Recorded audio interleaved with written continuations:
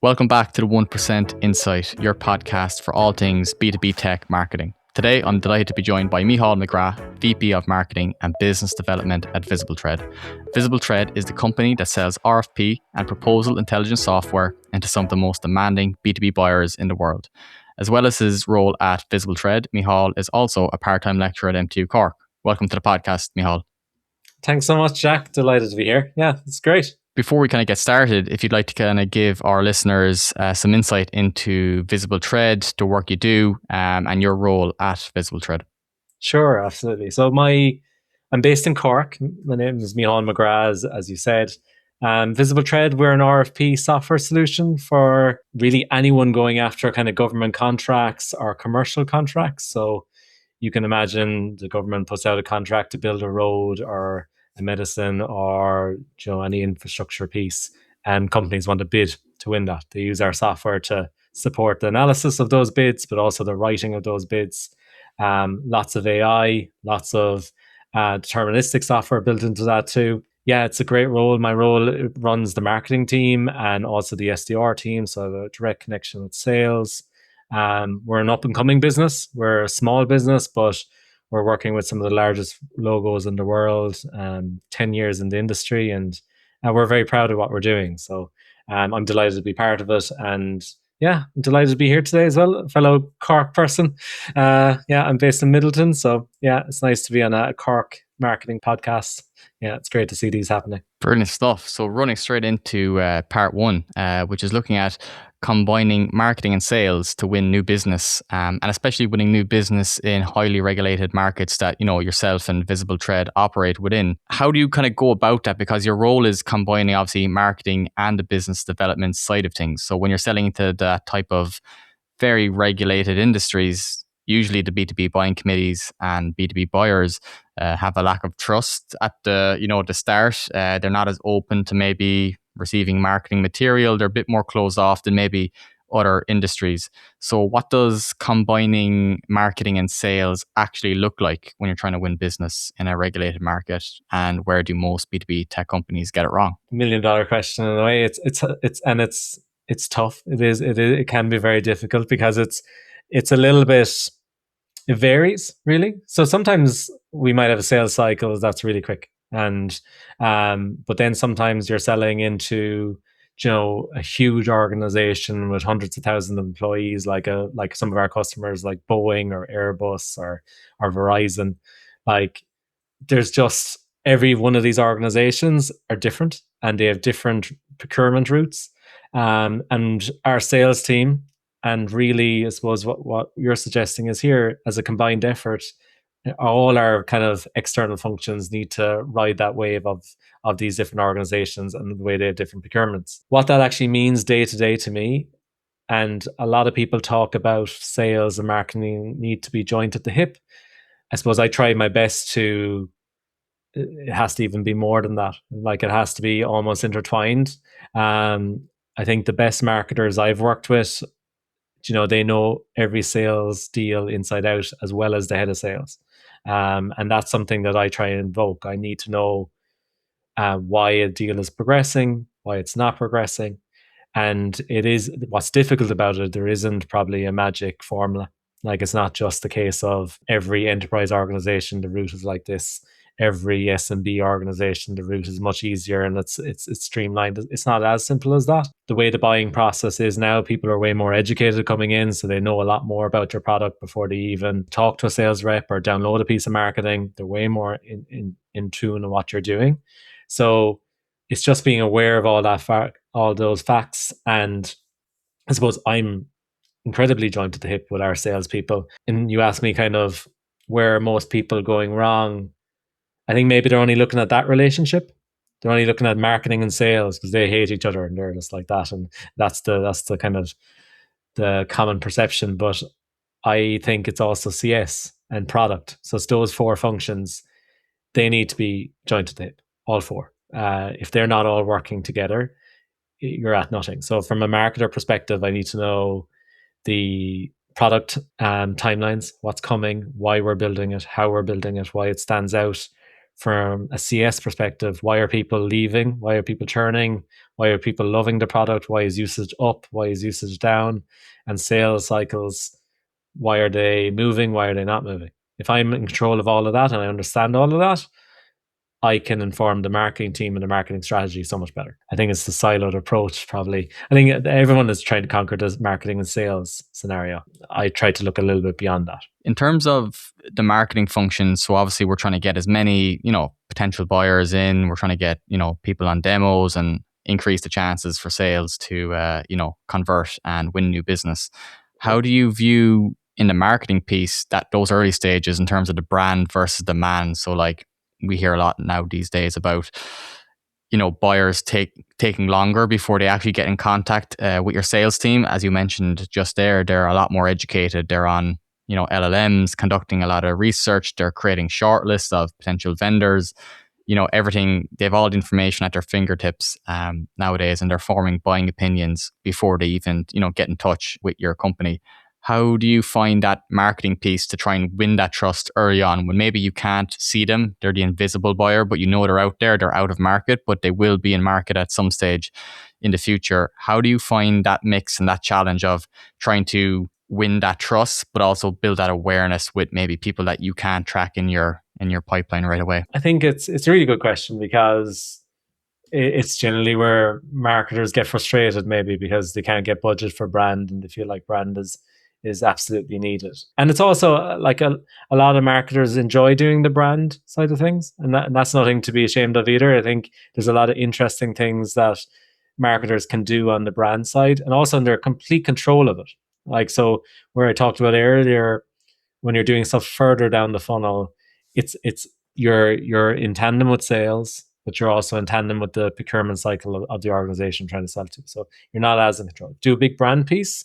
It's kind of just how well you do it in terms of how much traffic you get and how much engagement you get. So I think marketers will always like want to do more brand things, but are they getting internal pushback is generally where it comes from. For me, it's about, one, you just have to have a balance. You just have to, like, I look at everything we do. So any campaign we do, it has to have a mix of, this typical flywheel stuff, awareness, engaging, and, delighting the people, or whatever way structure you want to do that, middle of the funnel or end of the funnel or whatever.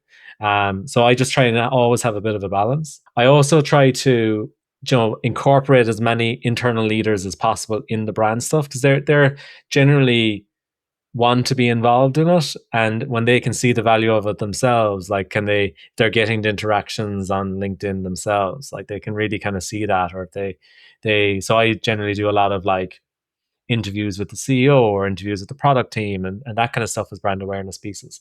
And there's a lot of anecdotal feedback that kind of flows through the business that goes, oh yeah, okay, it's not generating much leads, or it's hard to tie it to close one, but I feel it working.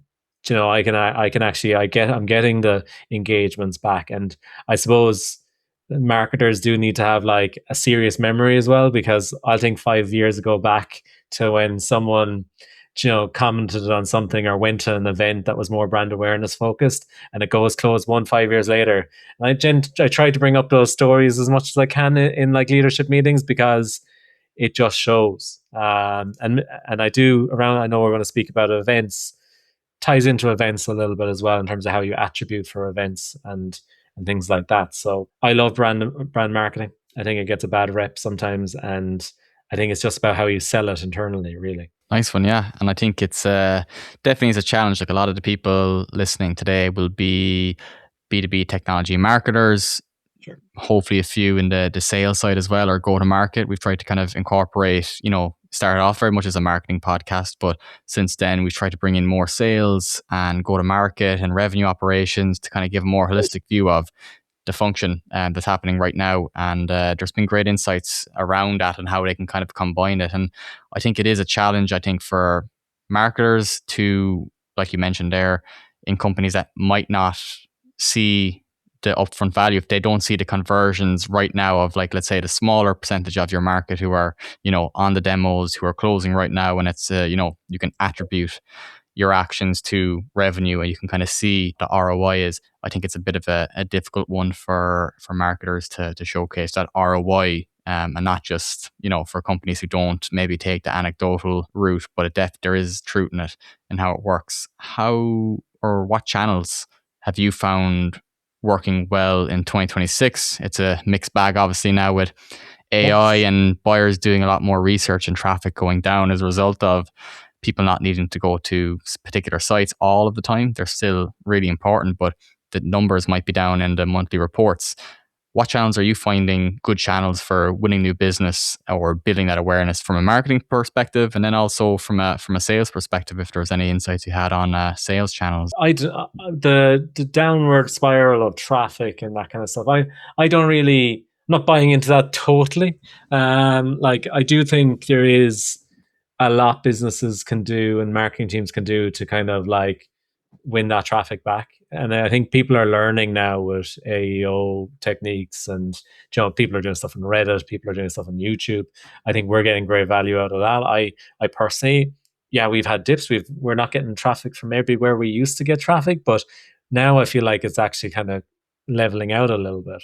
In terms of channels, really, like LinkedIn is obviously the main channel, really, from our perspective, to kind of communicate with customers, communicate with prospects, do brand work. I'm a big believer in individuals. So as much as the company page matters a lot, and we try our best for our company page, it's about the reps, it's about me, it's about the CEO, it's about, are we posting regularly? Is it all making sense? If you're connected with all these people, does it all make sense? There's similar themes across the way. So I try to empower, and with AI, that's really helpful, because now it's easier to empower others out there to create and to publish. So that's a huge benefit. Before, the idea of getting the CEO to do a blog post or write an article or do a post on LinkedIn seemed like a very daunting thing. Now it's not. Now it's much easier to do. I think there's a lot of value in that. And one kind of side note of a brand, like where we're getting value as well, as just sending account executives or salespeople to events, not necessarily sponsoring, but sending them with a mission of telling them, like, and then using the whole social media around that in terms of, this person is going to this event, like, and they're there to network, and they're there to make connections, and they're there to kind of bump up their kind of profile in terms of, I'm going to this, and do prospecting around it. That seems to be working really well. So it's just maybe looking at, traditional channels in a different way as well. So getting and maybe going back to stuff that didn't work before, now that we have AI capabilities and we can do things a bit more automated, a bit quicker. So loads of learnings at the moment, really. Yeah, it's rapidly changing, but it's exciting as well. And like you mentioned there, like, you'll see a lot of hype and, this tactic works now, but like the fundamentals rarely go out of, if you create a good piece of content, or you have a really good audience set for your paid advertising, if it's a different channel or if it's a different medium that you're doing it on, if it's like a Reddit ad, or even if you can do that, or, sponsored YouTube ads, if it's different than what you were doing 5 years ago, doesn't mean it's bad or wrong. It just means times are changing, and like, it's always evolved, hasn't it, really? I agree. And we're a big relationship, and I am too. Like, the first thing I'll do when I join an organization is to try and meet as many people as possible, whether it's internal staff to customers to people around the network. And I'll try and build as many connections far and wide as I possibly can, and continue that flow going as long as I'm in the organization. The reason being is those contacts are so valuable in terms of being able to reach out on a topic, to do a webinar, because generally they're more than happy to do these things. But it's about having the personal relationships to make them happen, and to make it all happen in a nice flow, so you have a well built out marketing calendar. Those things still work. Like the relationship stuff, getting thought leaders out there to speak on behalf of a topic, or maybe your product, but maybe the ethos of your product, all of that stuff, it really still works well, because people listen to people.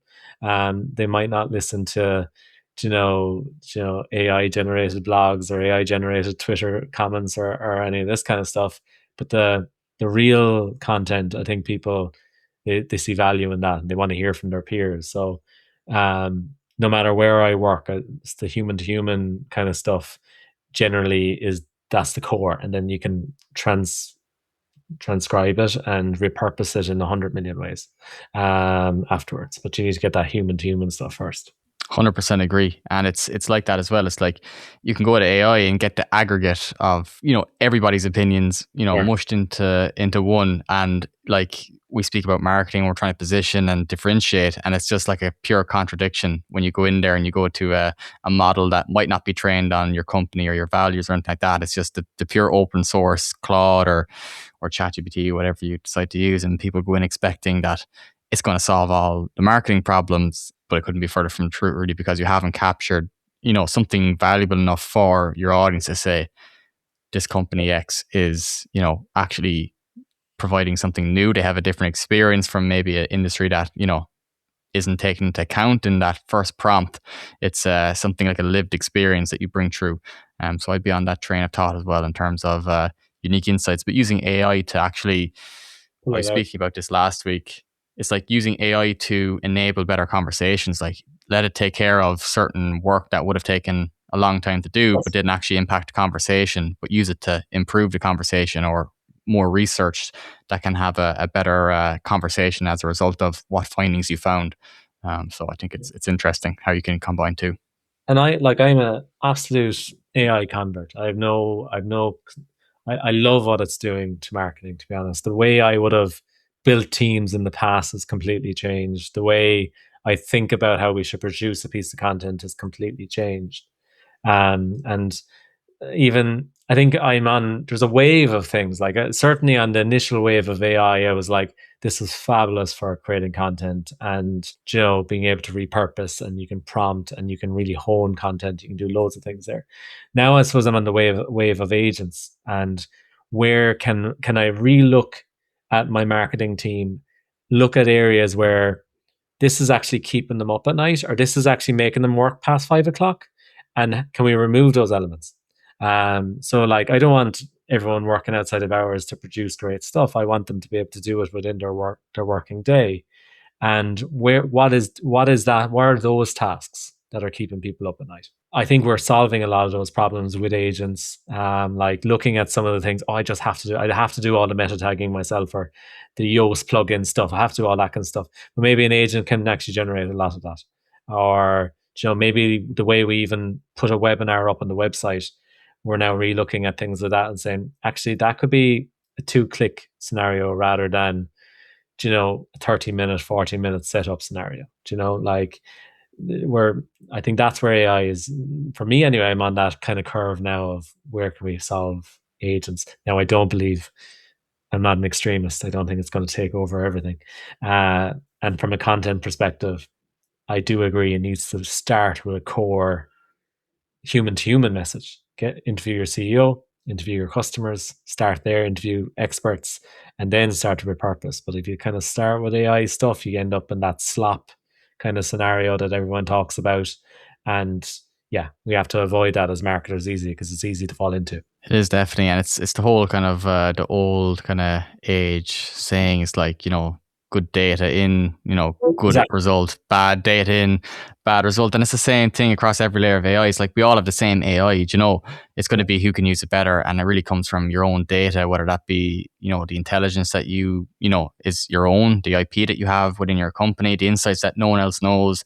And it speaks true for the content as well. It's like if you can start from a really good base point of quality content, new insights, experiences, it just makes the output better. Besides, everyone has the same tool we can all use, but it's, some people are going to use it better. And I think people overlook that fact that you actually need to train models and agents on like quality data that, otherwise you're just making a very efficient and quick mess in a kind of a weird way. You're just getting something bad done quicker. So it's interesting. I agree totally. And that kind of runs in nicely to our next part of the conversation, which is kind of still on the brand, but could also work on the demand piece as well, because I know that's a really important part to acknowledge in terms of brand can get you so far, but also you do need to convert that awareness and, that demand when it does arrive. So content can be, I guess, a wide approach, not just social media content or blogs, but it can be sales enablement. It could be a case study. It could be testimonial videos. And these can be used across, different parts of the buying journey to help move people from, maybe problem unaware to all the way to, make a decision between choosing to opt for your company and sign that contract. So in your opinion, Micheál, what role does content actually play across the wider marketing engine for a B2B tech company? Everywhere. Like it has to, a marketing team, and we can do things now, and it goes back to the AI stuff, and I don't want to make this an AI podcast, but what marketers were what we were wanted to do, what salespeople wanted us to do, or leadership wants us to do, we would have felt like we had no bandwidth to get that far. We couldn't, you can't create enough content to go across the whole funnel, across every deal, across every ABM account. You couldn't do that physically. Or you needed a giant marketing team, or you needed some agency out there to start spending content for you who didn't really know your customer. And that was the blocker there. But now we can. Now with AI, we can go way deeper. And like, I would even go down to take the hardest of the hard. Because we talked earlier about like the industry that I am in, and it's very regulated. Like, we might have a very regulated customer, one of the biggest logos in the world, and we're trying to expand it. So we're already in there. But I would create a piece of content just for that one customer, just explaining why we should expand the account. So this is like what you've done with us in the past. This is the case study just for you. This is your results so far. This is what other peers like you are doing with our product, and this is where you should go next. And that's like a 3-page slick sheet just for 2 pairs of eyes. Like just 2 people who own that account or main users in that account. And the goal is that they share it internally, and this becomes a bit of a playbook for expanding that account. And that I think that shows how far and specific I will go with a piece of content. And I think that's worth creating. And that kind of ties everything together, maybe what I was speaking about in terms of customer success, sales, marketing working together as a unit, because that piece of content is now really, it's a collaborative approach there to get to that. What is customer success? What did they do in the past that was successful? Marketing, have we any other case studies that kind of tell a story of where they need to go? Sales, can you create a kind of a roadmap here of them to get to the point where we want to get them to? It's surreal. Like, if you think of the 3 pages, you can always take a page each and try and polish it. I personally find that approach is something that you could never go to that level of depth before. And now that we're going to that level, we're seeing so much, just so much love in that. Everyone's like, yeah, I'm really buying into this, and it's being successful. Like, I think our customers appreciate the level of depth and consideration and the way we're thinking about their account and what they're doing. All the way back then to the top of the funnel, where we're creating something for everybody. And it's completely broad, but it has a specific message in terms of the way we want to tell a story. So, and I'm enjoying being able to do some of that stuff now that you just couldn't get to. So that's an exciting shift. It is, and I actually like that analogy, bringing it back in terms of it's not just the marketing team's role, but you can bring in the other departments and functions, like you mentioned there, in terms of sales, customer success, and everyone can kind of play a role and be a content creator in their own right, where they're adding that kind of human element once again to it. But AI is enabling, obviously, the speed and the efficiency and the collaboration. But the real insight is actually the human to human element, where the other 2 people at the other end of the proposal or the kind of presentation are receiving something that's been put together by 3 or 4 or 5 or 6 other people who have put a lot of effort into it and made it very personalized to them, which I think is quite exciting. And when people think of content, they might think of when they say to a board or a C-suite that, like, we must invest in content for our B2B tech company, everybody's doing it, the default is probably like they might think of a few posts on LinkedIn or taking photos or a couple of videos here. But like, when you actually just think about it from the purpose of a company's success, it goes much deeper than that and wider in terms of the whole buying journey.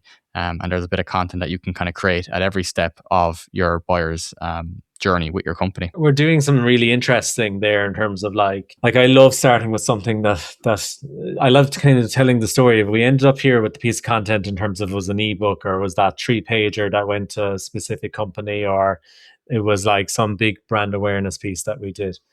But I love telling the story about where it came from, because I think people then see the depth in what we're trying to do. Like you could start with an interview with your CEO. You could start with an interview with with a customer. We're doing some interesting stuff where like there's a lot of data now within the tooling that we have. Like we use Gong for our customer QBRs. So like a lot of our QBRs are recorded, or training days are recorded, pulling insights from that to kind of kind of pull stories or messages, or able to find things. Like I'd be searching, for example, I'm looking for a certain success story about this piece of functionality, and then suddenly I'm trailing through 3 years of Gong videos, and I can actually find some nice snippets and go, oh yeah, that's an interesting story. Maybe I reach out to that person and try and develop it out. That was impossible. You couldn't do that before. So it's a new era really in terms of being able to source material yourself. So it's definitely, and we're on a learning path as well. Like it's all changing very rapidly and new functionality. So, but I'm loving this new world of content creation. Really, we can do so much more stuff. You've been running events now, Micheál, at scale for years, even before your time at VisibleThread. How do you see, I guess, events earning their place in B2B tech marketing? And how do you defend that budget, let's say, to a CFO when you're looking at maybe taking a stand at an event, or creating your own event, for example, for customers, and bringing everyone to one location and online? How do you kind of justify the spend, and how do you kind of communicate this is the real benefit of an event to our B2B tech company? I absolutely adore events. Like I think like events, and then I think maybe they got a bad rep because there was a period there after maybe the pandemic where it was like, do we need to actually go back and do events again? Because we lived for a period of time without them. And we invested a lot in virtual events during that period, and we learned some amazing things there. So a lot of virtual conferences, which I still do today, and we get tons of value from that. I certainly do divide it into categories in terms of attribution. So like there is virtual events, there's webinars, there's the sponsored events where we're getting a booth. There is the sales events where I talked about earlier, we might buy a ticket for reps to walk floors and network. And then there's the hosted events where, maybe they're customer conferences, or like what we do, forums around the US. We do like small events in different states to meet different people. So I divide it into different ones. And I certainly would be very clear in terms of how the attribution works for those different events.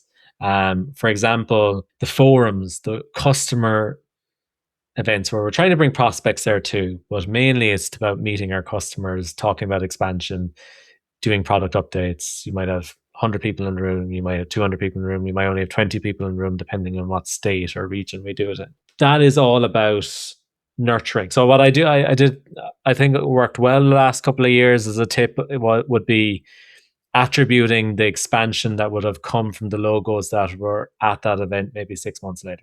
So if we do an event in January, I'd be looking at it in June and saying, did anyone expand during that time? Did any renewals move really successfully during that time of people that were in that audience? So rather than like doing first touch attribution in terms of like how many leads did it create, how many new business did it create, it probably didn't do anything, because whose first touch with a company is going to their physical event? Nobody. You'd have to have some relationship with them beforehand. So I think being very clear with your CFO on it's because they're the expensive ones. It's the ones where you're buying people dinner. I think costs the most, and you're paying for AV and microphones and that kind of stuff, and like banners and things like that. They all cost. So that's where the expense is, and you can kind of go, do we need this? But if I kind of go back and say, well, the last one we did, which was 6 months ago, every account that was in that room renewed, and 3 of them expanded. Oh, okay, that's a different scenario. And that 3 expansions is probably 10x the amount that event cost. If we didn't do that event, would it have expanded? I'm not sure, but are we taking the risk if we don't do it? I think that's a great conversation to have. And like events are great because you can, if you get a bit of a strategy going, we kind of do it multi-state, multi-geo, where we were in Brighton before Christmas, and we're in London just after Christmas, and we're in Huntsville in the summer, and we're in DC every couple of months. So like we have a bit of a strategy of keeping them fairly low cost, but also being able to hit a wide range of users and potential prospects, etc. The sponsored events, I wouldn't say I'm growing out of love with the sponsored events, because people start to panic in my own organization saying we're not going to do these things anymore. But like, I do think you do need to set a real goal of why you're going to these. They are expensive. Like if you're sponsoring a booth of anything, it's multiple thousands depending on how many attendees are going to these things. And we all know when people go to these events, are they actually looking to buy software? They're probably not. They're looking for thought leadership and different things as well. So I think what I find with those events is about, you have to have a strategy. You need to make sure that we're doing the prospecting beforehand in terms of, we're pre-booking meetings, we're pre-booking customers, we're making sure that we're getting in front of the people. There can't really be an excuse of, oh, so and so was at the event, we never met them, and we just couldn't find them. I was like, oh, you should have made that happen beforehand. There really is a game plan and that's a combined. So that's CS and sales and marketing again. Right, I paid 5,000 quid for this event. We're a month out. What are we doing here? Like, so who's going? What accounts do we know are going? How can we make sure that it's going to be valuable? And yeah, when you go to the CFO and say, oh yeah, we have a game plan between marketing, sales, and CS, it's easier. So it's like, okay, that's a different conversation rather than marketing had bought this thing and who knows what we're doing. So I think definitely there is a fight with sponsors events due to the cost. Is it still worthwhile? But if you have a good game plan, I absolutely think it is worthwhile. Looking at events for the rest of the year, maybe now the summer you might be doing some your own internal ones, and then maybe as the autumn kind of picks up again, there might be more kind of industry events after kind of the summer break. But from sounding at that, it's like the structure actually, have your plan in place long before you just arrive on the day or the week before. Have your measurement strategy set out, know who's going. Those be key takeaways from Micheál's insights. So really valuable ones to listen back on. So before we get to the 1% insight, Micheál, I have a few quick rapid fire round questions for you. So we'll kick off with the first one, which is the best resource for B2B tech marketers. It could be a book, a podcast, a newsletter, anything that you enjoy reading or listening to. I'm in a couple of Slack communities that I really rely on. There's CMO huddles, and there is B2B United in the UK. And there is another CMO Alliance is very good as well. And there's one called TAC in the States that's very good as well. Who the former head of content of HubSpot, he owns that community. I just love talking to people. And I think this conversation, like, we'll learn more talking from each other. And this is my specific problem, rather than listening to a podcast that's on a generic problem, potentially. I feel like you need to, with something, so because B2B marketing can be really specific. I have this issue and it really ties into this type of specific audience. And I think that's where some of the content can kind of let people down a little bit. But I always find communities are great. So there's some of them are free, and they're great for networking. They're great for careers and jobs, and they're great for, I have this random idea. Has anyone ever done it before? So that would be my resource that I lean on. If I ever have a problem, I generally go into like CMO Alliance and I just go, this is my problem. Can anyone help? And I might get someone in the West Coast of America that comes in and says, I've solved that. And it's great. Okay, fabulous. I never met you before, but you seem to know what you're talking about. That's class. No, I must check those out. Yeah. The second question I have for you, Micheál, is a company, and you can't say VisibleThread, that's doing great B2B tech marketing, in your opinion. It's great. Like, there's loads out there, really. Kind of a new company, and it's in the AI kind of spin. Clay, I'm really loving. It's worth scrolling through Clay's LinkedIn feed. They're an AI company, but they're very personable. Like a lot of their staff are front of house on their LinkedIn feed. It's funny, but it's serious. It has a really good mix. They're not huge, Clay, although it's like almost like a fairly well-known name now that a lot of people use the product. But I really, I like when the diversity in all their different types of posts. Some of it is very thought leadership, but some of it is just funny, and then some of it is product focus, and then some of it is really human relatable.